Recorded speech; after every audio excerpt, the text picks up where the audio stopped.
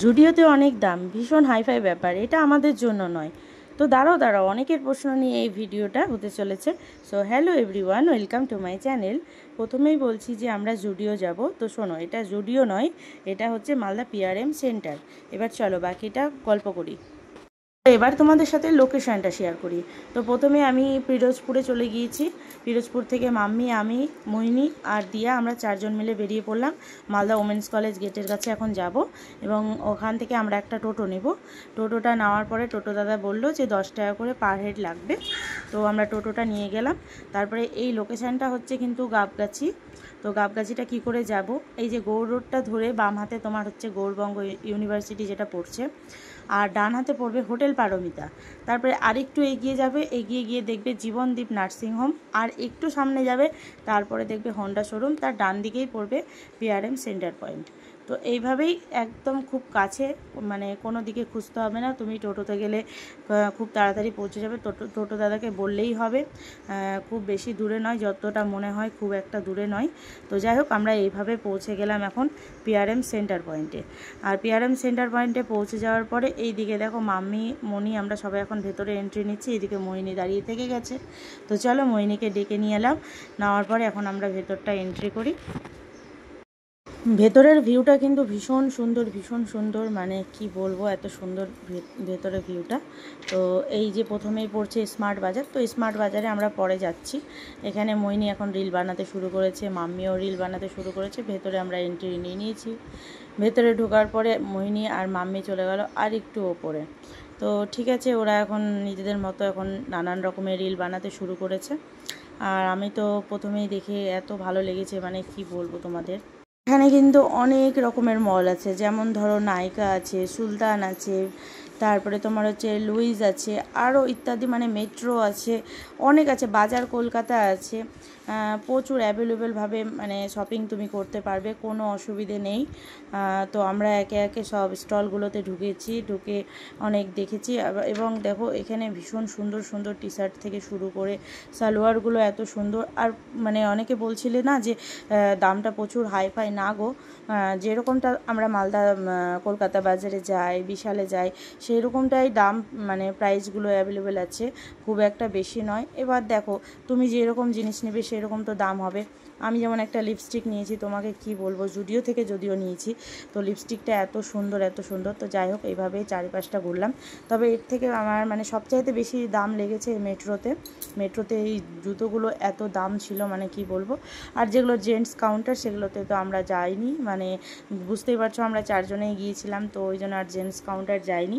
তো এইভাবে চারি সাইডটা ঘুরতে মানে ঘুরলাম। তারপরে আরও সুন্দর সালোয়ারগুলোও দেখেছি।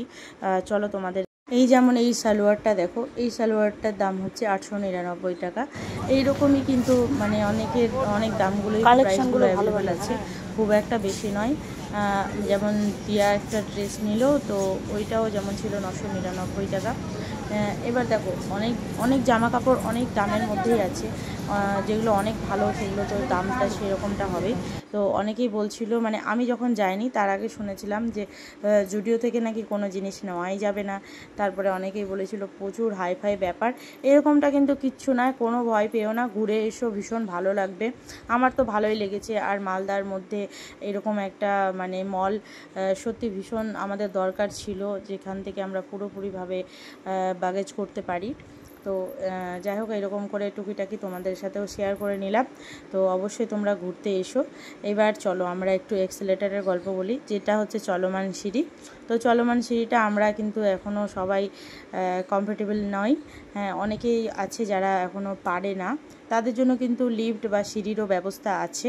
কিন্তু আমরা যেহেতু এক্সেলেটারেই ব্যবহার করেছিলাম, প্রথমত যেমন দিয়া একটু ভয় পাচ্ছিল, আর মোহিনী তো একদমই ভয় পাচ্ছিল না, কারণ যে দাদাটা যাচ্ছে সামনে দিয়ে, এই দাদাটা মাম্মিকে বলছিল আমি কি তোমাকে হেল্প করব। তো এটা নিয়ে আমরা ভীষণ মজা করেছি। তারপরে দেখো মোহিনীকে আর দিয়াকে আসছে, মোহিনীর তো কোনো ভয় নেই। তারপরে আমরা এই করতে পৌঁছে গেলাম কিডস জোনে। তো কিডস জোনে এসে প্রচুর এন্টারটেনমেন্ট আছে, এখানে কোনো রকম কোনো বোরিং ফিল হওয়ার মতো কিচ্ছু নেই। ভীষণ সুন্দর এই জায়গাটা। আর এই দিকে দেখো মোহিনী কি নির্লজ্জ, ওরা ফুচকা খাচ্ছে, ওদের কাছে ফুচকা চাচ্ছে। তো যাই হোক, এরকম প্রচুর থিম আছে, কিছু মনে করো না। তো তারপর যাই হোক, বাইরে এখান থেকে দেখো ফুড জোনটা, ফুড জোনের বাম দিকে কিন্তু একটা বেলকনি দেখালাম তোমাদেরকে, বেলকনিটা ভীষণ সুন্দর। তো এই যে ফুড জোনটা, এখানে নানান রকম দোকান আছে, ওয়াও মোমো থেকে শুরু করে পিৎজা হাট থেকে শুরু করে। তো যাই হোক, আমরা এখানে বসেছিলাম কিন্তু অনেকটা লেট হবে বলে আমরা এখানে আর কিছু খাইনি। তো যাই হোক, এইরকম করতে করতে আমরা এখান থেকে বেরিয়ে পড়লাম। এখান থেকে বেরিয়ে পড়ে আমরা চলে গেলাম স্মার্ট পয়েন্ট। স্মার্ট পয়েন্টে এসে মোহিনী কী বলছে শুধু,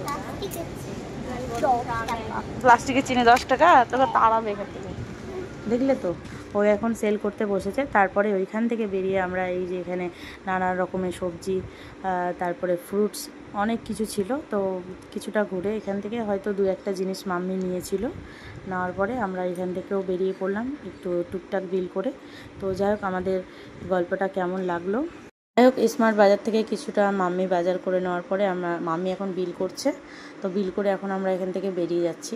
তো এখান থেকে বেরিয়ে যাওয়ার পরে এই যে মানে স্মার্ট বাজারের সাথে দিয়াকে দেখো কীরকম ম্যাচিং করেছে। তো চলো তোমাদের সাথে এই বাইরের ভিউটা এবার একটু শেয়ার করি। আশা করি আমার এই ভিডিওটা তোমাদের অনেক কাজে দিবে। অনেক চেষ্টা করেছি আমি তোমাদেরকে কিছু কিছু জিনিসগুলো তুলে ধরার।